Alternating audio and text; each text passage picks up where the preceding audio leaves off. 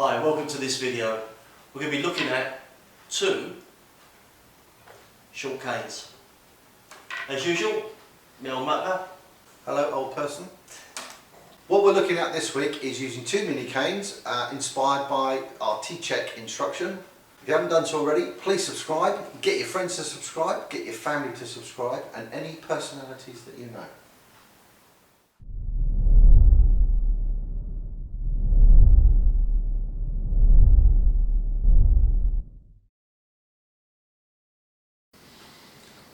Right, I'm with two short canes, mini canes, whatever you want to call them.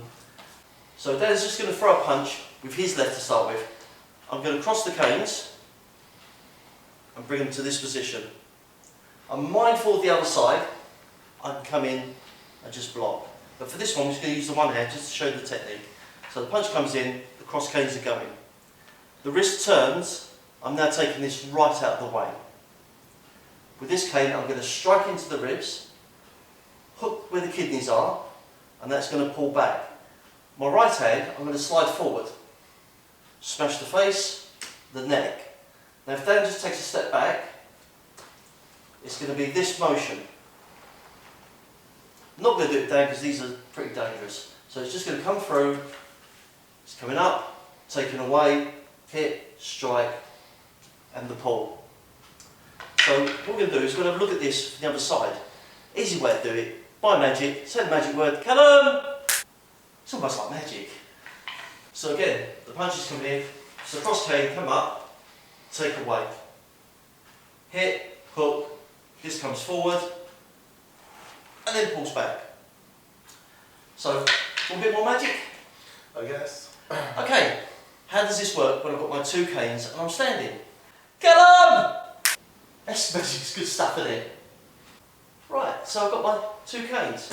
As you know, guys, I need one on the floor at all times, so we're not going to do the cross cane with this, but I'm going to get a natural stance, cane dead centre. Punch is coming through. I've got the outside movement here. This position is not too good, so what I'm going to do is I'm going to pop up, get mid-shaft, I'm going to take out. If the other arm comes through, I've got the block as well, but we're going to go on this side just for this technique. Now instead of coming under with this cane, I'm just going to go strike through. Now, one cane on the floor, 2 feet on the floor, I can move 1 foot. So all I'm going to do is put the cane right in the back of the neck. You okay? Yeah. And I'm just going to step back. So you can see the principles there. I'm going to be using the one arm strike through. Is that when I'm on two canes, I need to have one on the floor. So how would someone that can actually move while using the canes deal with this? So the magic word, Callum! Come in! I do when he does this. Callum! I can use both canes and I've got no mobility issues today, so I'm fine. What I need to do is bring the canes up, so I'd have to pop the canes. If I'm here, I'm going to pop them up. Dan's very nicely told me what he's going to do because he's gone in a classic Lloyd position, which is the ideal mugging situation for me.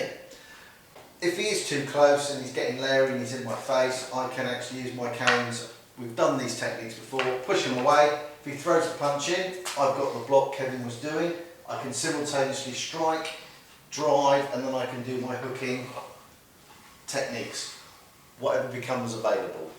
If he throws the punch and he decides to throw the other punch, I can hook both, and he's left me a nice target here and here, and I've still got the same technique, just different targets. Same move, different application, depending on your situation.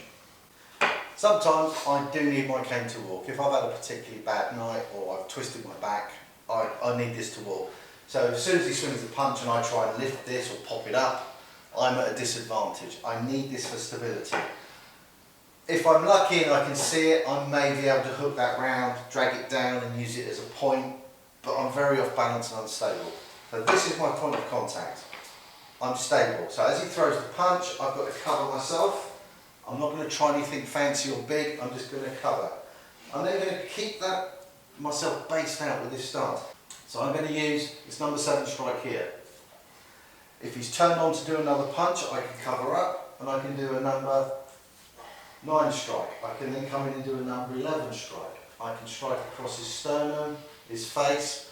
I can do it with an open palm. Nobody likes to be slapped in the face. Use the heel part of your hand to do this. All I'm doing is 12 cane strikes. If you haven't seen them, it's one of our earliest videos. Have a look. Do it with a closed hand or a palm, but use the soft part of your hand, not a fist, unless you're trained to do that. Nothing has changed. All I've done is based out, he's thrown the punch, I covered. Lucky for me, I blocked with my elbow. If he hasn't thrown that punch, I'll come straight in. If he does, I can bring it straight down. I'm still doing these strikes, but I'm using them as a blocking technique. Because he's close, I can bring this over, using my forearm to club his neck or head. I can come underneath. And then Dan knows what's coming next, because whatever happens, if he throws that punch, I've covered. If he throws the other punch, I'm striking it. Then I'm going to go into my figure of 8 and I'm going to bring him down. When you're using your cane, you can do the same techniques empty-handed. Thanks for watching. Please stick your comments down below, give us a thumbs up. As always, if you haven't done so already, please ring that notification bell.